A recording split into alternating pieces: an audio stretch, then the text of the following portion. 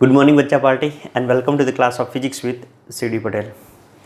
જો મિત્રો, આજે આપણે વિદ્યુત ક્ષેત્રની વાત કરવાના છે. જો ક્ષેત્ર એટલે વિસ્તાર, અને આવા વિદ્યુત ક્ષેત્ર જેવા બીજા શબ્દોથી તમે પરિચિત છો જ, જેમ કે ગુરુત્વાકર્ષી ક્ષેત્ર, ચુંબકીય ક્ષેત્ર, એના જ જેવું વિદ્યુત ક્ષેત્ર. ધારો કે આપણે ચુંબકીય ક્ષેત્રની વાત કરીએ તો જો આપણે કોઈ ચુંબકનો ટુકડો લઈ લઈએ, આ એક ચુંબક લઈ લઈએ આપણે, બરાબર, અને ચુંબકના આસપાસના અમુક વિસ્તારમાં ધારો કે તમે કોઈ ધાતુનો ટુકડો અથવા તો કોઈ ખીલી મૂકો છો, તો શું થશે? તો ખીલી ચુંબક તરફ આકર્ષાશે, બરાબર. એ જ પ્રમાણે ધારો કે આ ખીલી તમે અહીંયા આગળ મૂકો છો, તો એ ખીલી પણ ચુંબક તરફ આકર્ષાશે.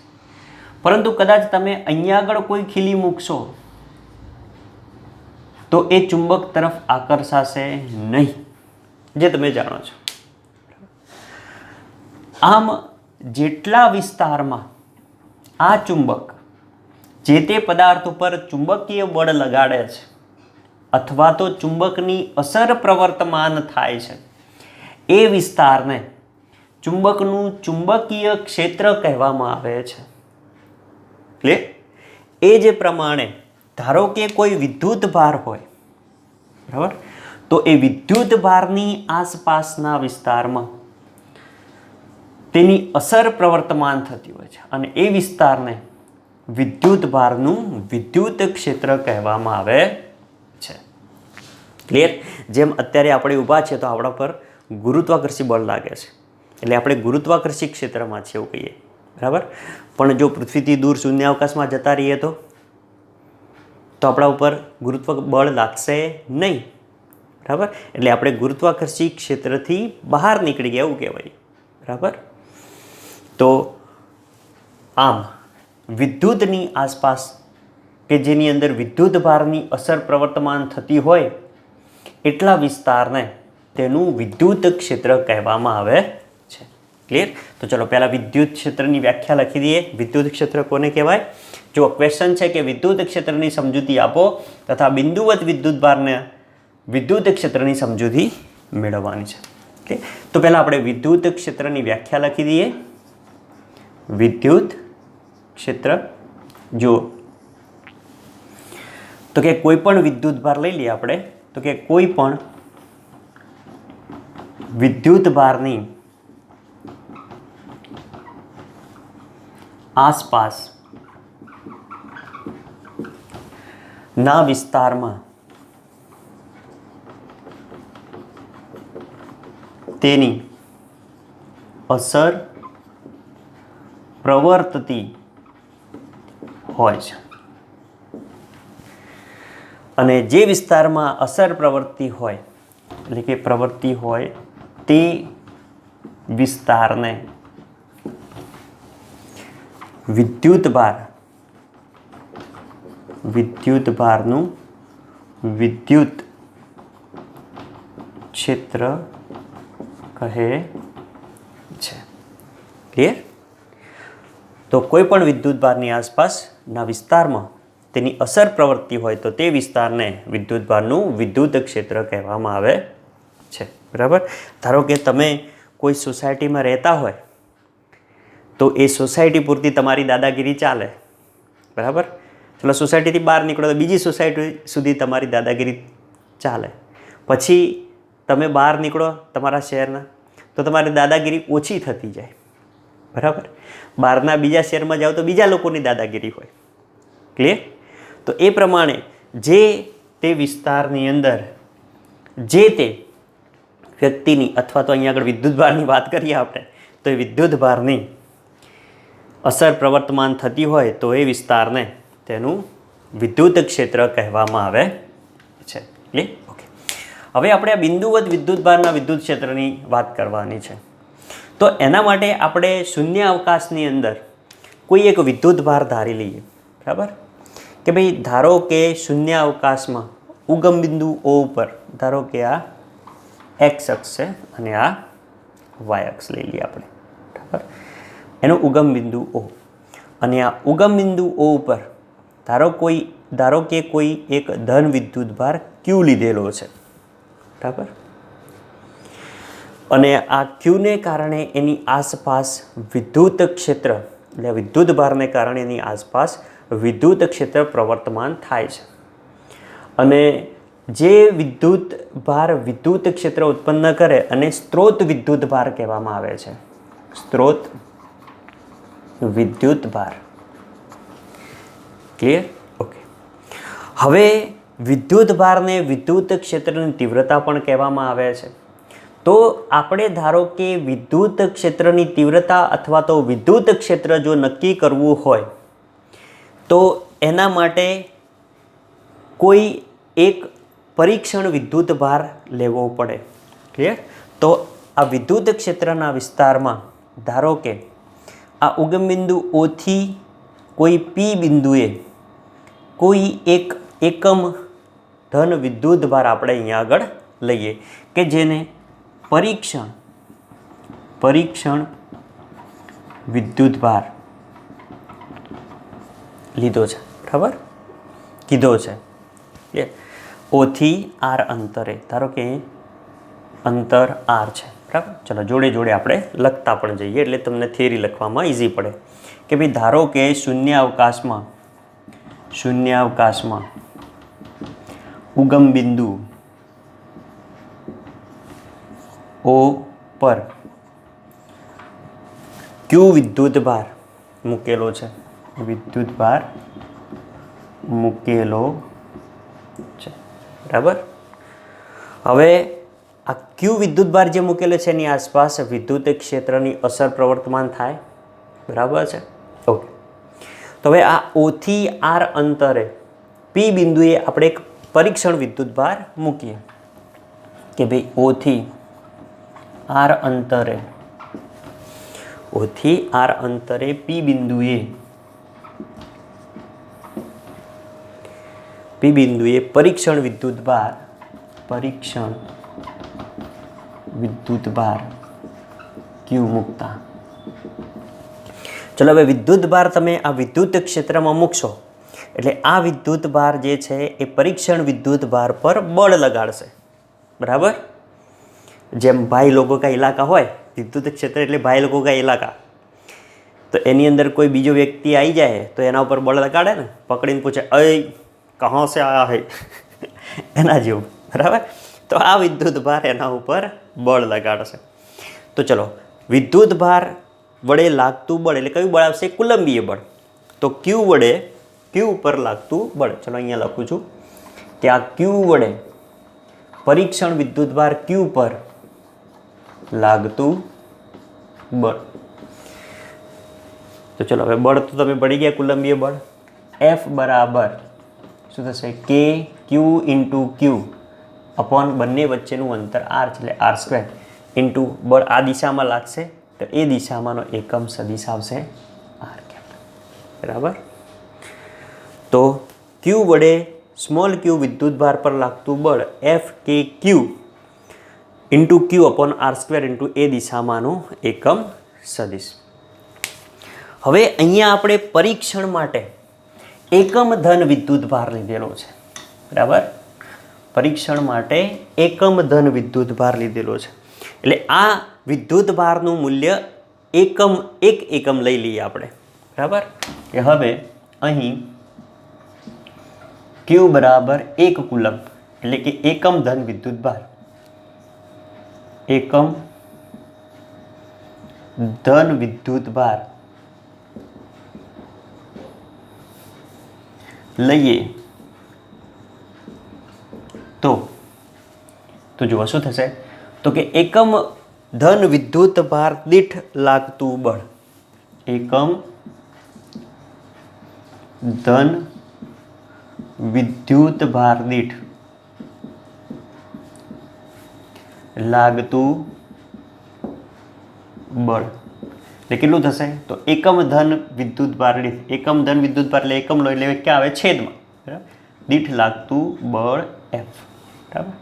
તો આ એકમ ધન વિદ્યુત ભાર દીઠ લાગતા બળને વિદ્યુત ક્ષેત્રની તીવ્રતા કહે છે. ને વિદ્યુત ક્ષેત્રની તીવ્રતા કહે છે, બરાબર. અને વિદ્યુત ક્ષેત્ર એટલે કે ઇલેક્ટ્રિક ફિલ્ડ, બરાબર, ના ઉપરથી ઈ વડે દર્શાવવામાં આવે છે, એની સંજ્ઞા છે ઈ. તો ઈ બરાબર શું થશે? સદિશ F/Q. બોલો. અને આ એફનું મૂલ્ય એફ બરાબર શું છે? K q into q upon r square into r cap. K q into small q upon r square, અને આ ક્યુ તો ખરો જ, તો અહીંયા આગળ ક્યુ ઇન્ટુ એ દિશામાંનો એકમ સદિશ આર કેપ. ઓકે. તો જો અહીંયાથી આ ક્યુ નીકળી જશે, તો જુઓ વિદ્યુત ક્ષેત્ર ઈ બરાબર શું આવશે? કે q upon r square into એ દિશામાંનો એકમ સદિશ આર. તો જો વિદ્યુત ક્ષેત્રની તીવ્રતા અથવા તો પી બિંદુએ વિદ્યુત ક્ષેત્ર કેટલું મળ્યું આપણને? તો કે ઈ બરાબર K q upon r square into r cap, બરાબર. જો આ સદિશ સ્વરૂપે લખ્યું, જો આપણે મૂલ્ય સ્વરૂપે લખવું હોય તો શું લખાશે? તો કે ઈ બરાબર K q upon r square. એ જ રીતે આ વસ્તુ પણ જો તમારે મૂલ્ય સ્વરૂપે લખવું હોય તો શું લખાશે? ઈ બરાબર, અહીંયા લખું, ચલો લખવું હોય તો શું લખાશે? તો કે ઈ બરાબર F/Q, બરાબર, જેને વિદ્યુત ક્ષેત્ર અથવા તો વિદ્યુત ક્ષેત્રની તીવ્રતા કહેવામાં આવે છે. ચલો, વિદ્યુત ક્ષેત્રનો એકમ શું થશે? તો જો બળનો એકમ ન્યૂટન, બરાબર, અને વિદ્યુત ભારનો એકમ કુલમ. તો ન્યૂટન પર કુલમ થશે. એકમ શું થશે? ન્યૂટન પર કુલમ. અથવા બીજો તમે આગળ એક એકમ ભણશો, વોલ્ટ પર મીટર. બીજો તમે એકમ ભણશો એનો વોલ્ટ પર મીટર, બરાબર. બીજા ચેપ્ટરમાં આવશે, ત્રીજા ચેપ્ટરમાં આવશે એટલે તમને ધ્યાન દોરીશું, બરાબર. ચલો, તો વિદ્યુત ક્ષેત્રના એકમો ન્યૂટન પર કુલમ અથવા તો વોલ્ટ પર મીટર છે. અને એનું પારિમાણિક સૂત્ર જો આપણે લખવું હોય, બરાબર, પારિમાણિક સૂત્ર, તો બોલો બળનું એટલે કે ન્યૂટનનું શું થાય? તો કે m1 L1 T-2 અને કુલમ, બરાબર. તો કુલમ ક્યુ બરાબર શું છે? I/T. તો I એટલે એમ્પિયર, A1 સમય T1 એટલે અહીંયા આગળ લખીશું A1 T1. તો જો અહીંયા આગળ m1 L1 T, આ -2 અને આ T1 છે ઉપર એટલે -3 અને આ A-1, બરાબર. આમ વિદ્યુત ક્ષેત્રનું પારિમાણિક સૂત્ર m1 L1 T-3 A-1 થશે. ક્લિયર? ઓકે. ચલો, વિદ્યુત ક્ષેત્ર કેવી રાશિ છે? સદિશ રાશિ. કેવી રાશિ? સદિશ રાશિ છે. ક્લિયર? ઓકે. ચલો, આના ઉપરથી બીજું એક સૂત્ર બને F is equal to Q into E, બરાબર. જો આ બધા સૂત્રોનો આપણે MCQ ગણવા માટે ઉપયોગ કરીશું, બરાબર. E બરાબર F/Q એટલે કે એકમ ધન વિદ્યુત ભાર દીઠ લાગતું બળ. એકમ ધન વિદ્યુત ભાર દીઠ લાગતું બળ F/Q, જેને શું કહેવામાં આવે છે? વિદ્યુત ક્ષેત્રની તીવ્રતા કહેવામાં આવે છે. ક્લિયર? ઓકે. જો હવે આ વિદ્યુત ક્ષેત્ર જે છે એ આ પરીક્ષણ વિદ્યુત ભાર ઉપર આધાર રાખતું નથી. જો અહીંયાથી Q ઉડી જાય છે, બરાબર, Q ઉડી જાય છે. એટલે આ તમે સૂત્ર જોશો, આ સૂત્ર રહ્યું, બરાબર, કે E બરાબર K q upon r square છે. તો જો અહીંયા આગળ વિદ્યુત ક્ષેત્રની તીવ્રતા અથવા તો વિદ્યુત ક્ષેત્ર જે છે એ ક્યુ ઉપર આધારિત નથી. એટલે કે આ વિદ્યુત ક્ષેત્ર સ્મોલ ક્યુ પર આધારિત નથી. તો કોના ઉપર આધાર રાખે છે? તો એ સ્ત્રોત વિદ્યુત ભાર એટલે કે ક્યુ અને અંતરના વર્ગના વ્યસ્ત પ્રમાણમાં છે. એટલે કે અંતરના વ્યસ્ત પ્રમાણ પર પણ આધાર રાખે છે, વર્ગના વ્યસ્ત પ્રમાણ પર. ક્લિયર? ઓકે. અચ્છા, બીજી એક વસ્તુ કે આ વિદ્યુત ક્ષેત્રની તીવ્રતા અને આ વિદ્યુત ક્ષેત્ર બંને શું એક જ? બંનેની વ્યાખ્યા એક જ આવે કે અલગ અલગ? જો બંને છે આમ તો એક જ સૂત્ર એક જ છે, બરાબર, પણ વિદ્યુત ક્ષેત્રની આપણે તીવ્રતાની વાત કરતા હોઈએ ત્યારે એની વ્યાખ્યા થોડીક અલગ થશે. જુઓ તો એની વ્યાખ્યા તમને પહેલાં લખી દઉં એટલે તમને ખ્યાલ આવી જશે કે કોઈ પણ વિદ્યુત ભારની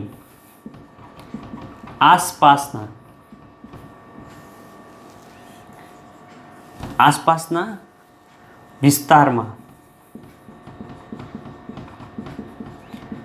કોઈ બિંદુ પાસે મૂકેલા એકમ ધન વિદ્યુત ભાર પર લાગતા વિદ્યુત બળને તે બિંદુ પાસેની વિદ્યુત ક્ષેત્રની તીવ્રતા કહે છે. બરાબર, એટલે જો વિદ્યુત ક્ષેત્રની તીવ્રતા જે છે એ દરેક બિંદુએ અલગ અલગ હોય, અંતર પ્રમાણે બદલાય, અલગ અલગ હોય. અને જ્યારે વિદ્યુત ક્ષેત્રની વાત કરતા હોઈએ એટલે વિદ્યુત ક્ષેત્ર એટલે વિસ્તાર. બરાબર, ધારો કે એવું વાત કરું કે અહીંયા આગળ વિદ્યુત ભાર છે તો એની આસપાસનું આ વિદ્યુત ક્ષેત્ર ધારો કે આટલું, બરાબર, આટલું વિદ્યુત ક્ષેત્ર, બરાબર. પણ જો તમારે કોઈ પર્ટિક્યુલર વિદ્યુત ક્ષેત્રની તીવ્રતા માપવી હોય તો કોઈ બિંદુ પાસે મૂકેલા એકમ ધન વિદ્યુત ભાર પર લાગતું બળ, ધારો કે અહીંયા આગળ મૂકેલું છે તો એની તીવ્રતા અલગ હોય. એ જ પ્રમાણે ધારો કે આ વિદ્યુત ભાર આપણે અહીંયા લઈએ તો એની તીવ્રતા કેવી હોય? અલગ હોય. બરાબર, તો બળ વધારે લાગશે. બરાબર, જેટલો નજીક હોય વિદ્યુત ભાર એમ બળ વધારે લાગશે. બળ વધારે તો તીવ્રતા વધારે, બળ વધારે તો તીવ્રતા વધારે. બોલો, ક્લિયર? તો આ પ્રકારનું એમસીક્યુમાં આવી નાની નાની વસ્તુ પૂછાય તો આપણે ધ્યાન રાખવી પડે. તો બોલો, આ છે વિદ્યુત ક્ષેત્ર. એટલે આપણે વાત કરી વિદ્યુત ક્ષેત્રની સમજૂતી અને બિંદુવત વિદ્યુત ભારના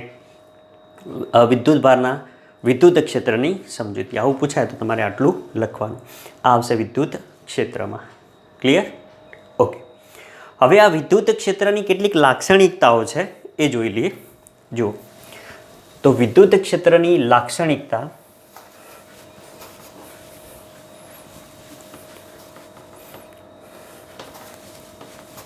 જો વિદ્યુત ક્ષેત્રની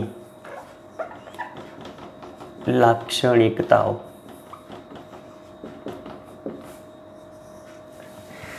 જો લાક્ષણિકતાઓમાં અમુક તો મેં આની અંદર તમને કહી દીધી છે. એ જ છે.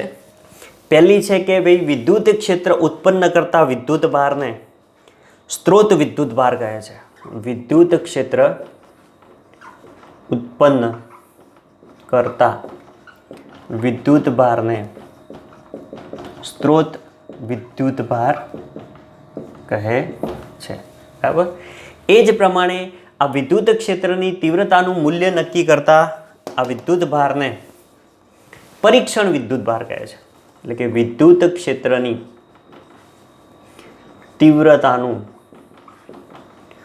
મૂલ્ય નક્કી કરનાર વિદ્યુત ભારને પરીક્ષણ વિદ્યુત ભાર કહે છે. ક્લિયર? આના ઉપરથી મૂલ્ય નક્કી થાય, હે ને, કે તમે કેટલા શક્તિશાળી છો એ સામેનો વ્યક્તિ ત્યાં આવે તો ખબર પડે કે ભાઈ, બરાબર, કે કેટલાક શક્તિશાળી છો. તમે કોઈને 2 ગાળો બોલી આવ્યા હોય જઈ, બરાબર, અને તમે આવીને તમારી સોસાયટીમાં આવીને બેસી ગયા હોય પોનના ગલ્લે, અને એ વ્યક્તિ એકલો ત્યાં આવે, તમે તમારું બળ એના ઉપર વધારે લાગે. પણ તમે ધારો કે એની સોસાયટી બાજુ જાઓ તો પછી તમને ખબર પડે, હે ને, એ પ્રમાણેની વાત છે. એટલે વિદ્યુત ક્ષેત્રની તીવ્રતાનું મૂલ્ય નક્કી કરનાર વિદ્યુત ભારને પરીક્ષણ વિદ્યુત ભાર કહે છે. એટલે આ એની વિદ્યુત ક્ષેત્રની તીવ્રતાનું મૂલ્ય નક્કી કરે છે. ક્લિયર? ઓકે. હવે આપણે અહીંયા જે પરીક્ષણ વિદ્યુત ભાર લીધું છે એનું મૂલ્ય શક્ય હોય એટલું નાનું લેવામાં આવે છે. ક્લિયર? આ પરીક્ષણ વિદ્યુત ભારનું મૂલ્ય શક્ય તેટલું નાનું લેવામાં આવે બરાબર. એટલે કે ઈ સદિશ ઈ બરાબર લિમિટ ક્યુ ટેન્સ ટુ 0, બરાબર, સદિશ એફ અપોન ક્યુ. આ પરીક્ષણ વિદ્યુતભારનું મૂલ્ય શક્ય એટલું નાનું લેવું, બરાબર. કારણ કે તમારી સોસાયટીમાં તમે બેઠા હોય, બરાબર, અને તમારાથી ઓછી શક્તિશાળી વ્યક્તિ આવે તો તમે એને 2 લાફા મારો. નહીં તો ઘણીવાર એવું થાય કે ભાઈ તમારાથી વધારે શક્તિશાળી વ્યક્તિ આવે તો તમને 2 લાફા તોડીને જતો રહે, બરાબર. આ એવી વાત થઈ, બરાબર. એટલે શક્ય હોય એટલું, કારણ કે તમારે એના પર પરીક્ષણ કરવાનું છે, એટલે પરીક્ષણ વિદ્યુતભારનું મૂલ્ય નાનું. કારણ કે જો અહીંયા આગળ આ વિદ્યુતભારનું વિદ્યુત ક્ષેત્ર વધારે છે, જો આનું વિદ્યુત ક્ષેત્ર વધારે થઈ જાય, બરાબર, તો આના ઉપર બળ લગાડ. ક્લિયર? એટલે આ પરીક્ષણ વિદ્યુતભારનું મૂલ્ય શક્ય એટલું કેવું લેવામાં આવે છે? નાનું લેવામાં આવે છે. એટલે ઈ બરાબર લિમિટ ક્યુ ટેન્સ ટુ 0 એફ અપોન ક્યુ. ક્લિયર? ઓકે. હવે આ વિદ્યુત ક્ષેત્ર એ હમણાં કહ્યું એ પ્રમાણે કે વિદ્યુતભાર પરીક્ષણ વિદ્યુતભારથી સ્વતંત્ર છે. વિદ્યુત ક્ષેત્ર એ પરીક્ષણ વિદ્યુતભારથી સ્વતંત્ર છે, બરાબર. અહીંયા મેં વાત કરી, હા, આ રે, બરાબર, કે વિદ્યુત ક્ષેત્ર ક્યુ ઉપર આધારિત નથી, બરાબર. એ કોના ઉપર આધાર રાખે છે? આ વિદ્યુત ક્ષેત્ર એ સ્ત્રોત વિદ્યુતભાર અને અંતરના વર્ગના વ્યસ્ત પ્રમાણમાં, એટલે કે એના ઉપર આધાર રાખે છે. ક્લિયર? ઓકે. જુઓ, હવે આ વિદ્યુતભારની દિશા કઈ લેવાની? તો વિદ્યુતભારની દિશા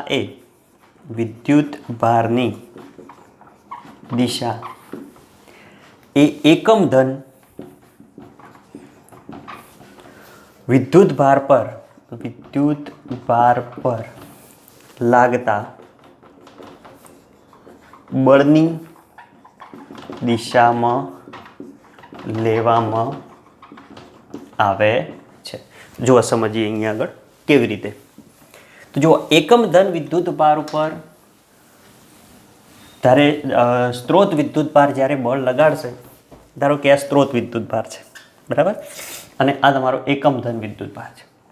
એકમ ધન વિદ્યુતભાર આપણે આ ધન લીધો છે, સમજો. હવે આપણને ખબર છે કે ભાઈ બંને જો ધન વિદ્યુતભાર હોય તો બંને એકબીજા ઉપર અપાકર્ષી બળ લગાડે, બરાબર. એટલે આના દ્વારા આના ઉપર લાગતું બળ આ બાજુ અને આના દ્વારા આના ઉપર લાગતું બળ આ બાજુ થશે. બોલો, ક્લિયર?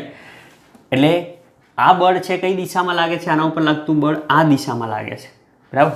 એટલે શું કીધું છે કે એકમ ધન વિદ્યુતભાર પર લાગતા બળની દિશામાં લેવામાં આવે છે. એટલે આમાંથી લાગતું બળ આ દિશામાં થશે. ક્લિયર? બરાબર છે?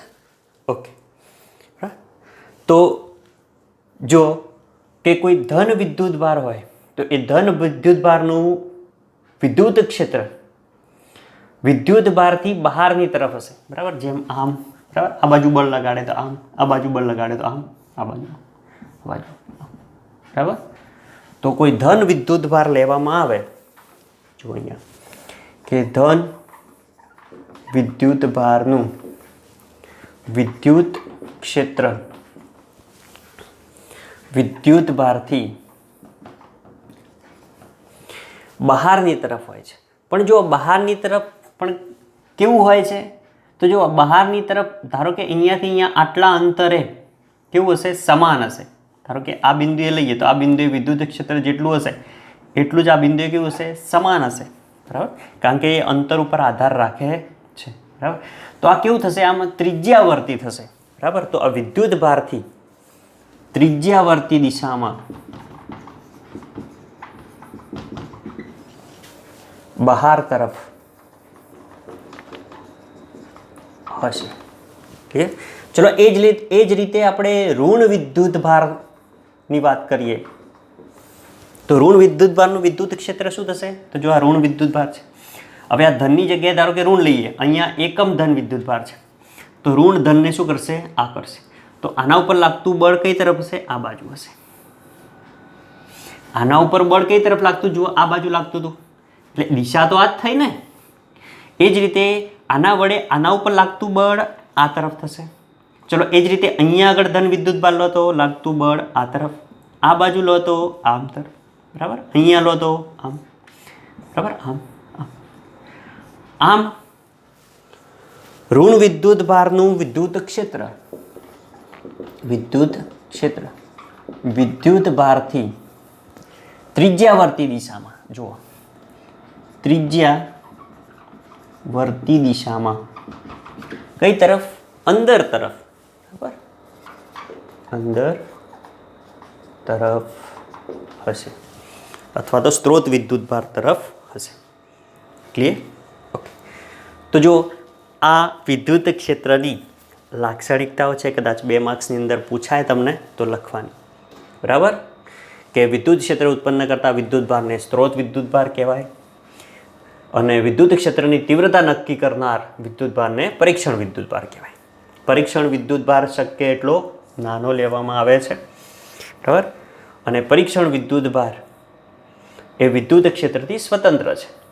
તો વિદ્યુત ક્ષેત્ર જે છે કોના ઉપર આધાર રાખે છે? તો સ્ત્રોત વિદ્યુત ભાર અને અંતરના વર્ગના વ્યસ્ત પ્રમાણ પર આધાર રાખે છે. વિદ્યુત ભારની દિશા એ એકમ ધન વિદ્યુત ભાર પર લાગતા બળની દિશામાં લેવામાં આવે છે. ક્લિયર? અને ધન વિદ્યુત ભારનું વિદ્યુત ક્ષેત્ર વિદ્યુત ભારથી ત્રિજ્યાવર્તી દિશામાં બહાર તરફ અને ઋણ વિદ્યુત ભારનું અંદર તરફ હોય છે. આ 2 આકૃતિઓ અહીંયા દોરી દેવાની બાજુમાં. ક્લિયર? તો આ થઈ ગઈ વિદ્યુત ક્ષેત્રની લાક્ષણિકતાઓ, બરાબર. તો આમ વિદ્યુત ક્ષેત્ર અને વિદ્યુત ક્ષેત્રની લાક્ષણિકતાઓ આપણે જોઈ. ક્લિયર? તમને સમજાઈ ગયું હશે, બરાબર. તો આટલું લખી અને એને તૈયાર કરી દેવાનું. ક્લિયર? ઓકે. અને આ સૂત્રો છે એના ઉપરથી MCQ બનશે. ક્લિયર? ઓકે. તો આજે આટલું રાખીએ છીએ. આના પછી આવશે ઘણા બધા વિદ્યુત ભારો હોય તો એ એકબીજા ઉપર વિદ્યુત ક્ષેત્ર બધાના કારણે લાગતું વિદ્યુત ક્ષેત્ર, બરાબર, જેમ આપણે સંપાતપણાનો સિદ્ધાંત જોઈ ગયા એના જેવી જ વાત અહીંયા આગળ કરવાની થશે, બરાબર. નેક્સ્ટ લેક્ચરમાં જોઈશું. તો ત્યાં સુધી ભણતા રહો અને રોજનું રોજ તૈયાર કરતા રહો. Tata, bye bye.